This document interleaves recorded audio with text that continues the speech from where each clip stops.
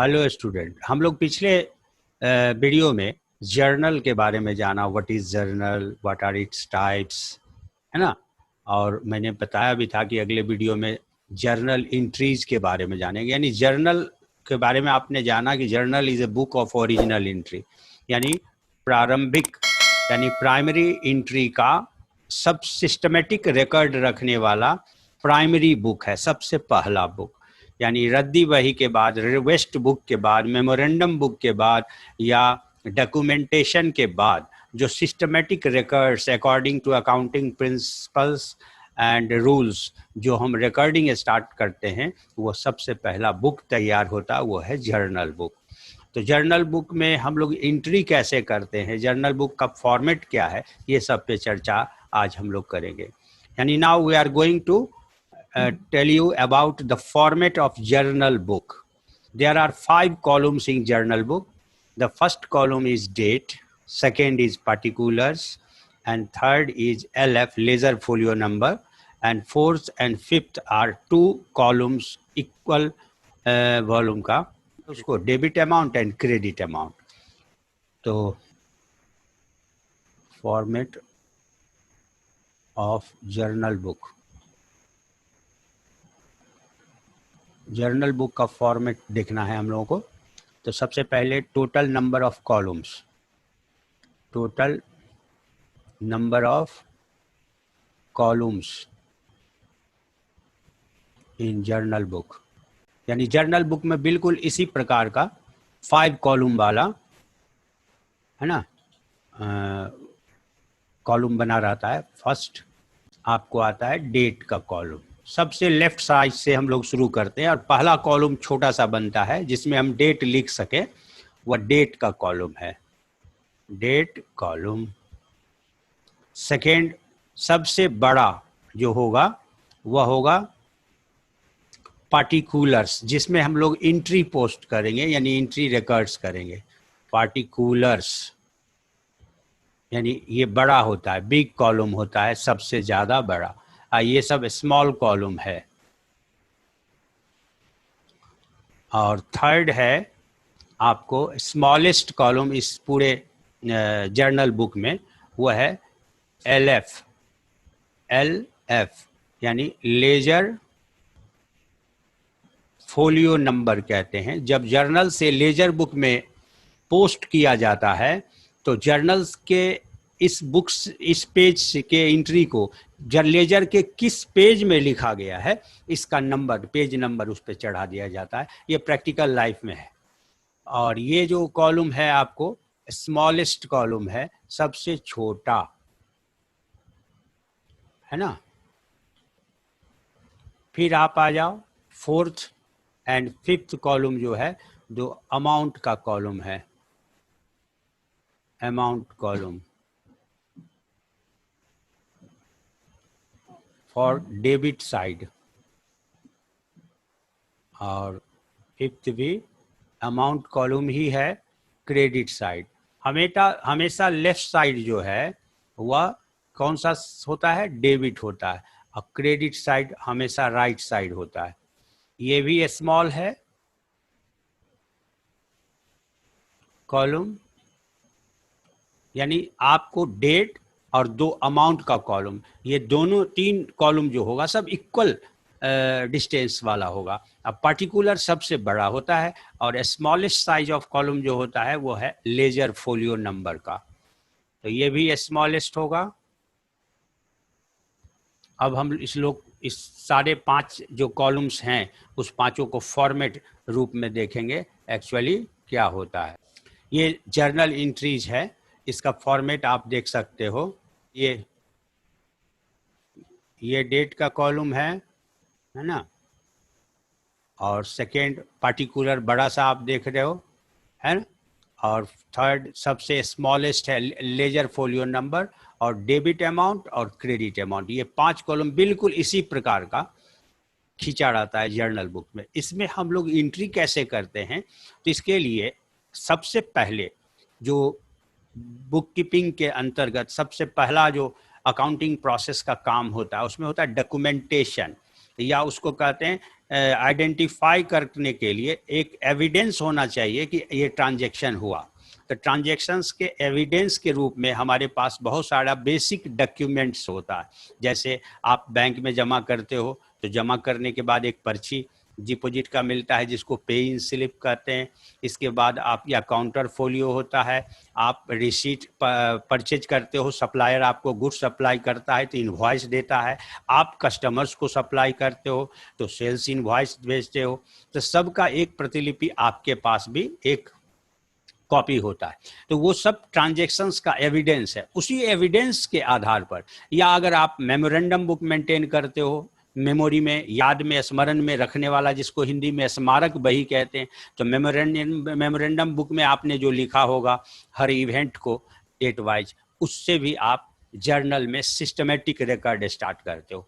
Every days जो transactions और events है उसका जो एविडेंस हमारे पास भाउचर के रूप में, कैश मेमो के रूप में, पे इन स्लिप के रूप में, debit note, credit note, purchase invoice, sales invoice आदि के रूप में है, उसी एविडेंस से ट्रांजैक्शंस कलेक्ट किया गया और उसी ट्रांजैक्शन को जर्नल के बुक में किस प्रकार एंट्री पास किया जाता है, उसी चीज को हम लोग यहाँ सीखेंगे। तो सबसे पहले आप कुछ एग्जाम्पल्स ले लें, देख लें।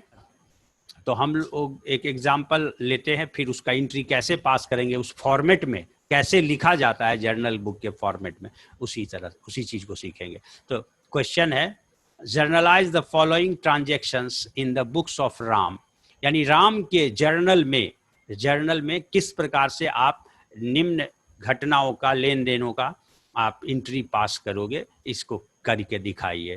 तो ईयर दिया हुआ है 2020 और जनवरी 1, जनवरी 3, जनवरी 8, ये सब डेट ऑफ इवेंट्स है, डेट ऑफ ट्रांजैक्शंस है।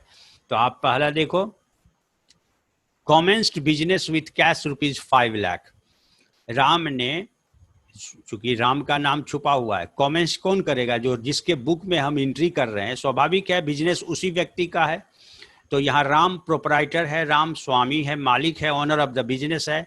तो राम कॉमेंस्ड यानी राम ने स्टार्ट किया बिजनेस विथ कैश ₹5 लाख। तो हमने पिछले में जो आइडेंटिफाइंग अकाउंट्स ये सब का प्रोसेस बताया था, तो देखना है कि राम ने कैश दिया बिजनेस को, because Ram and his business both are separate person of separate existence in accounting. Accounting principles कहता है सेपरेट एंटिटी कॉन्सेप्ट के रूप में। तो राम अलग है और उसका बिजनेस अलग है। तो कैश बिजनेस में आ रहा है, cash is coming in business, Ram के ही बिजनेस में आ रहा है फ्रॉम राम। तो Ram is the giver of cash and cash is coming in business. तो दो अकाउंट खुलेगा, एक कैश का और दूसरा राम के कैपिटल का।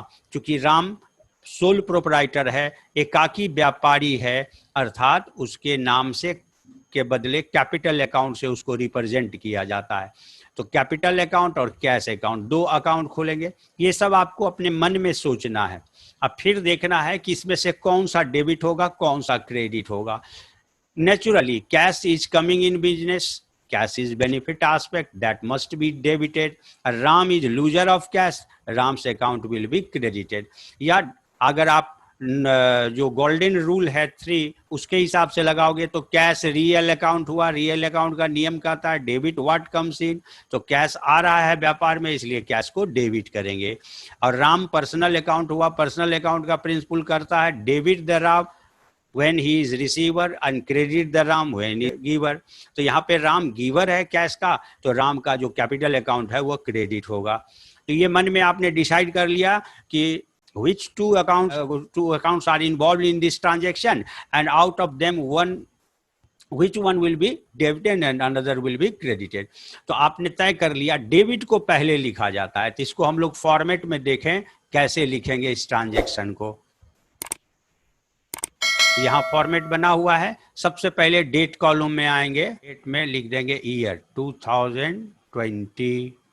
जनवरी 1 का घटना है तो जनवरी 1 लिख देंगे। अब इसमें आपने तय कर लिया दो, Ram started business with cash ₹5 lakh. Commenced और स्टार्टेड दोनों इंटरचेंजेबल वर्ड है। तो आप कैश अकाउंट को डेबिट करोगे। तो याद रखें डेबिट पक्ष पहले लिखा जाता है, चूंकि बेनिफिट पहले देन लूजिंग। तो बेनिफिट एस्पेक्ट को पहले लिखना है कैश को।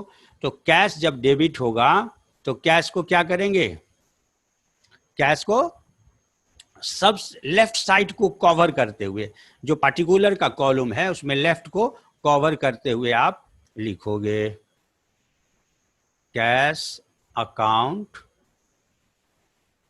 Dot dot dot dot dot, और उसको डेबिट से डिनोट कर दीजिए, और उसका अमाउंट डेबिट में ही लिखना। उसके ठीक सामने 5 लाख रुपीज है तो 5 लाख। अब सेकेंड कैपिटल अकाउंट है, कैपिटल अकाउंट क्रेडिट होगा, ये पहले ही हमने तय कर लिया है। अब क्रेडिट पक्ष को दिखाना है, क्रेडिट पक्ष को दिखाना है, तो कैश अकाउंट डेबिट हुआ बायां को कवर करते हुए। अब क्रेडिट पक्ष जब भी लिखना है तो थोड़ा सा राइट हैंड लेते हुए, है ना, नीचे, उसके नीचे, और टू प्रीपोजिशन का प्रयोग होता है, टू कैपिटल अकाउंट। ऐसा क्यों किया जाता है?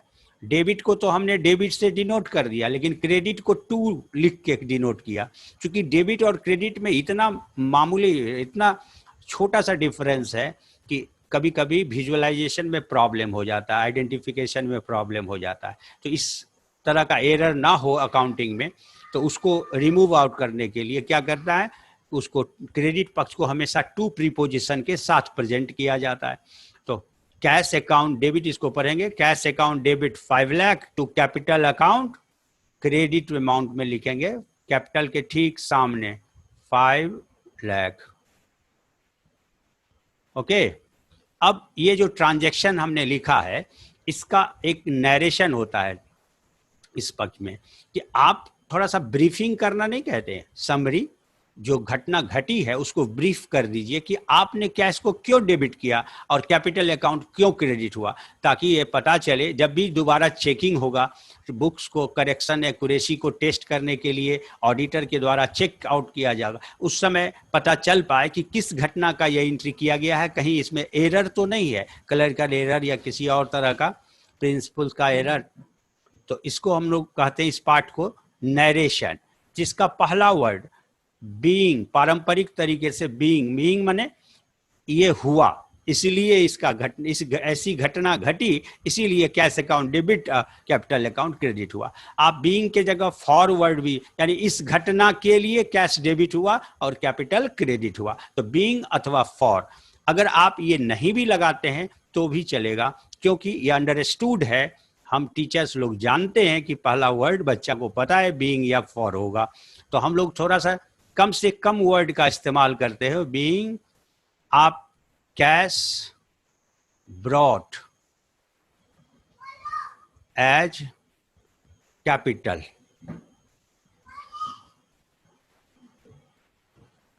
अभी पार्टिकुलर कॉलम को बंद करिए, केवल पार्टिकुलर को बंद करना है। ओके। अब ये 1 जनवरी का जो ट्रांजैक्शन का उसका पोस्टिंग हो गया। अब हम लोग सेकेंड ट्रांजैक्शन देखें।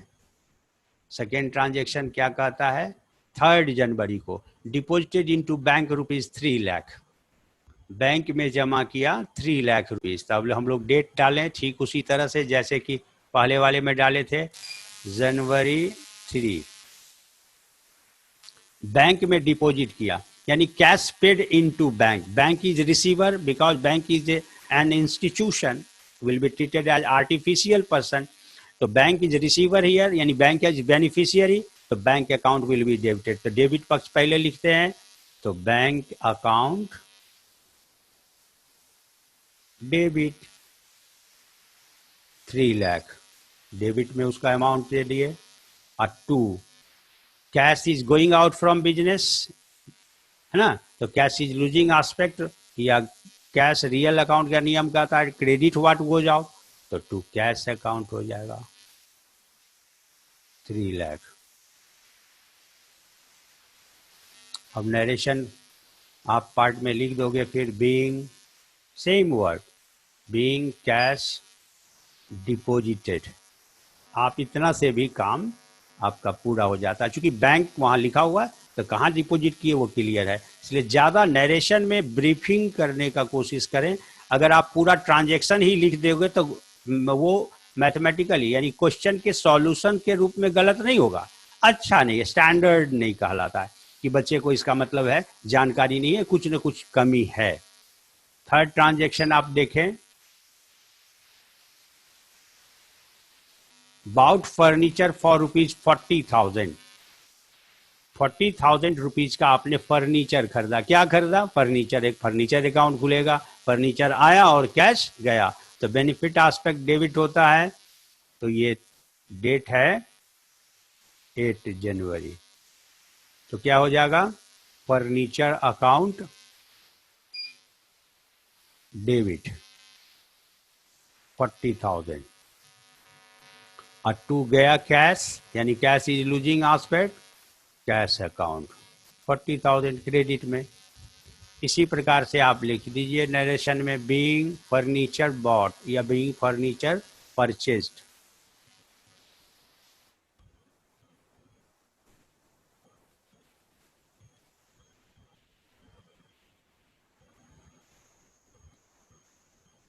फिर नेक्स्ट ट्रांजेक्शन आप देखो, 12 को goods purchase for ₹15,000। Goods purchase किया। याद होगा गुड्स का रिप्रेजेंटेटिव 4 अकाउंट्स मैंने बताया था, purchase account, sales account, purchase return account, sales return account. Goods representative account का वीडियो हमने जारी किया पहले, ऑलरेडी मौजूद है, आप विजिट कर सकते हैं। तो डेट 12 हो गया, 12 जनवरी को गुड्स परचेज किया, तो goods is incoming and cash is outgoing. तो इनकमिंग बेनिफिट को डेबिट करेंगे, तो गुड्स के लिए यहां पर क्या हो जाएगा? Purchases account debit. समझना गुड्स है लेकिन लिखना गुड्स अकाउंट नहीं है। कितना अमाउंट है उसका? 50,000, 15,000, 15,000 और to cash account 15,000 being goods purchase. इस तरह से आप आराम से सभी बचे ट्रांजैक्शन का एंट्री करोगे, उसको कंप्लीट करने का प्रयास करें, है ना। याद रहे पर्टिकुलर को केवल बंद किया जाता है केवल 2 ट्रांजैक्शन जो रिकॉर्ड किए गए उसमें अंतर दिखाने के लिए, बस बाइफरकेट करने के लिए, और कोई वजह नहीं है। आप नहीं भी करते हो तब भी सही है, लेकिन याद रहे पहचानना, चेक करते समय अकाउंटिंग का जो हम सर्च करते हैं, लेजर पोस्टिंग करते हैं तो सुविधा होती है। तो ये this is an art of presentation, nothing other than कोई खास लीगल या कॉमर्स रूल्स है या प्रोविजंस है, इस तरह की बात ना समझें। ये आर्ट है, इससे बेहतर तरीके से प्रेजेंट किया जा सकता है ताकि आइडेंटिफिकेशन, कम्युनिकेशन, रिपोर्टिंग सब में सुविधा हो, आगे अकाउंटिंग की जो प्रक्रिया है उसको कैरी आउट करने में प्रॉब्लम ना हो, किसी तरह का दिक्कत ना हो। तो बाकी बचे ट्रांजैक्शंस का आप स्वतः ही एंट्री कर सकते हो अगर आप समझ गए हैं। यदि आप में से किसी को अपने बुक से क्वेश्चन, कोई भी क्वेश्चन सॉल्व करने में प्रॉब्लम होता है तो फिर उस पर आप क्वेरी कर सकते हैं, कॉन्टैक्ट नंबर दिया है, आप उससे हमसे कॉन्टैक्ट करके अगले वीडियो में मैं उसको क्लियर कर सकता हूँ प्रॉब्लम को। ओके, आज के लिए इतना ही, थैंक यू।